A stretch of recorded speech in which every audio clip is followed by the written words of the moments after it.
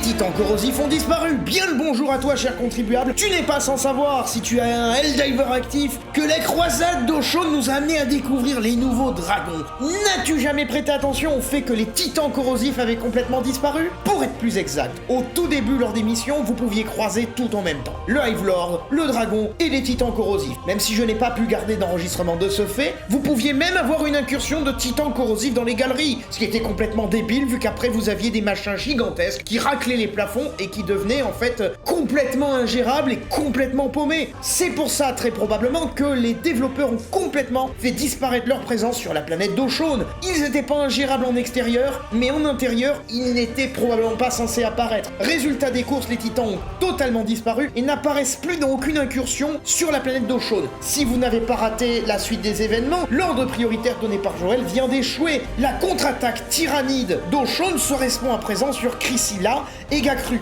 Si vous avez suivi les détails sur Chrysilla, vous remarquerez aussi que les dragons sont venus, là où sur Gacrux, il n'y a que les foreurs qui y sont allés, rendant les deux menaces plus gérables séparément. Sur la première de ces deux planètes, vous n'avez plus que des dracs au feu, mais vous n'avez plus de titans, alors que vous êtes sur une planète en plein air où vous pourriez les avoir normalement. Est-ce une erreur des développeurs? Est-ce un rééquilibrage où la présence des dragons engendre la disparition totale des titans? Je ne saurais pas vous dire pour l'instant. Pour ma part, j'ai l'impression que ce rééquilibrage est venu en mode pansement sur une jambe de bois pour essayer de rendre la planète d'Auchon à peine vivable, mais ça n'enlève rien au problème que cette mise à jour semble mal réfléchie dans sa réalisation, car en principe, s'il y avait dû avoir une mécanique de suppression des titans, elle aurait pas dû se faire 1 à 2 jours après la sortie de la mise à jour en scred, mais bien avant, avec une explication claire quelque part, ou une ligne, une communication dans le journal, indiquant que l'un ne pouvait pas apparaître avec l'autre grâce aux observations des scientifiques de la Super-Terre. Encore une fois, c'est un indice que cette mise à jour est prématurée selon moi. Je maintiens mon avis, les concepts sont bons, mais la